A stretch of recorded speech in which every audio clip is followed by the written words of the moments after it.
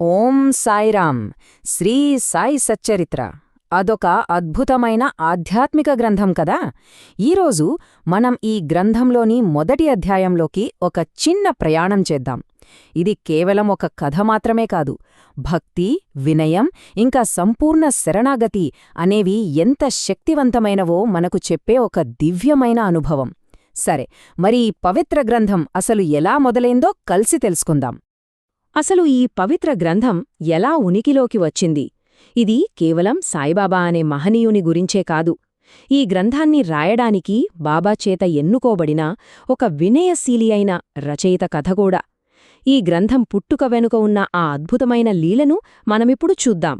మొదటి భాగంలోకి వెళ్దాం. ఇక్కడ మనం ఒక పవిత్రమైన ప్రతిజ్ఞ గురించి తెలుసుకోబోతున్నాం.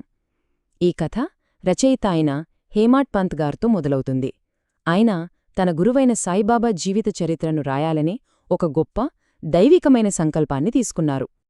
ఒకసారి ఊహించండి, ఒక దైవస్వరూపుని జీవితాన్ని అక్షరాల్లో బంధించడమంటే ఎంత కష్టమైన పనో.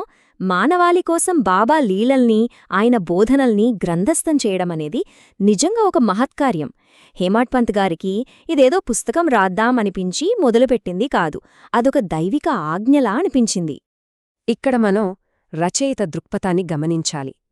ఆయన ఈ పనిని తన పేరుకోసమో, కీర్తికోసమో చేపట్టలేదు. ఇది తన గురువుకు, మనలాంటి భవిష్యత్ తరాలకు తాను చేస్తున్న ఒక పవిత్రమైన సేవ అని భావించారు. ఆయన వినయం, భక్తి ఈ మాటల్లోనే మనకు స్పష్టంగా కనిపిస్తున్నాయి. సంకల్పమైతే గొప్పదే, కానీ ఈ మహత్తర కార్యాన్ని మొదలుపెట్టగానే ఆయన మనస్సులో ఒక పెద్ద సంఘర్షణ మొదలైంది. ఆయన తనను తాను ఈ పనికి అర్హుడిని కాదని, కేవలం ఒక చిన్న సాధనాన్ని మాత్రమే అని భావించుకున్నారు. ఒకవైపు సాయిబాబా జీవితం అదో మహాసముద్రంలాంటిది, మరోవైపు మన రచయిత తన సామర్థ్యం కేవలం దోసిలితో నీళ్లు పట్టుకున్నంత మాత్రమే అని ఆయన ఫీలయ్యారు.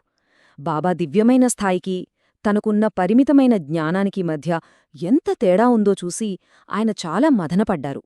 ఇది రచయిత హృదయంలోని మాట. తన అజ్ఞానాన్నిగాని, నిస్సహాయతనుగాని ఆయన దాచుకోలేదు. ఒక మహనీయుడి జీవితాన్ని వర్ణించడానికి తన దగ్గర అంత పాండిత్యం లేదని బాధపడ్డారు.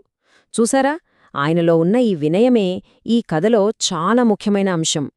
నిజానికి ఈ ప్రశ్న మనందరికీ కూడా కొన్నిసార్లు ఎదురవుతోంది కదా.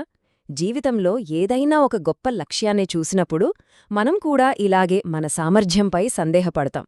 రచయిత పడుతున్న ఈ పోరాటం మనందరి అనుభవాన్ని ప్రతిబింబిస్తుంది. మరి ఈ సందేహాలకు, ఈ అశక్తతకు రచయిత ఒక అద్భుతమైన పరిష్కారాన్ని కనుక్కున్నారు. అదే శరణాగతి. ఇది కథలో ఒక కీలకమైన మలుపు.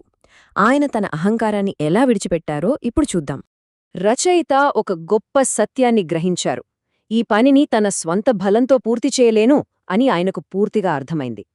ఎవరి గురించైతే రాయాలనుకుంటున్నారో ఆ మహనీయుడే ఈ కార్యాన్ని పూర్తి చేయగలరని బలంగా నమ్మారు. ఈ సంపూర్ణ విశ్వాసాన్నే సంపూర్ణ శరణాగతి అంటాం. శరణాగతి అనే ఈ గొప్ప ఆధ్యాత్మిక భావనలో కొన్ని ముఖ్యమైన దశలున్నాయి.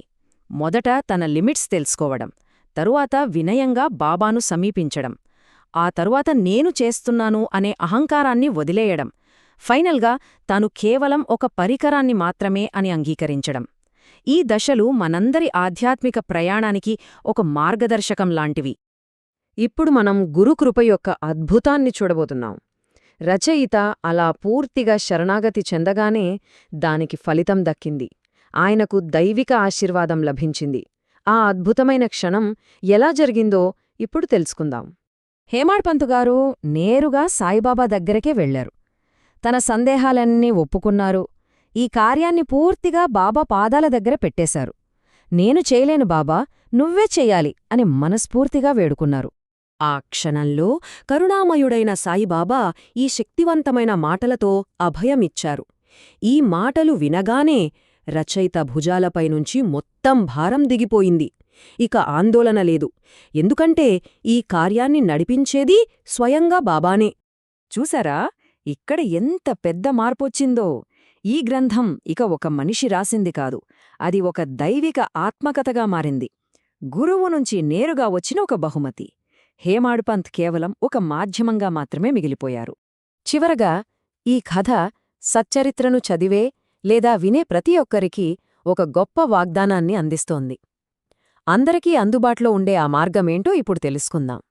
ఎవరైతే ఈ పవిత్ర కథలను స్వచ్ఛమైన హృదయంతో వింటారో లేదా చదువుతారో వాళ్లకు ఈ ఆధ్యాత్మిక ప్రయోజనాలన్నీ కలుగుతాయని వాగ్దానం చేయబడింది. ఇది కేవలం చదవడం కాదు, ఇదొక సాధన, ఒక అద్భుతమైన అనుభూతి. బాబా చేసిన ఈ చివరి వాగ్దానాన్ని మనం గుర్తుంచుకుందాం. ఈ గ్రంథమే ఆయన కృపకు, ఆయనతో మనం కనెక్ట్ అవ్వడానికి ఒక వాహనం. వినయం, శరణాగతి ఉంటే చాలు. దైవిక మార్గదర్శకత్వం ఎప్పుడూ మనతోనే ఉంటుందని ఈ కథ మనకు నేర్పుతోంది. చివరగా ఈ ప్రశ్నతో మిమ్మల్ని వదిలి వెళ్తున్నాను. మరి మన జీవితంలో మనకు స్ఫూర్తినిచ్చే, దారి చూపించే కథలు ఏవి? వాటినుంచి మనం ఏం నేర్చుకుంటున్నాం? ఒక్కసారి ఆలోచించండి. ఓం సాయిరాం.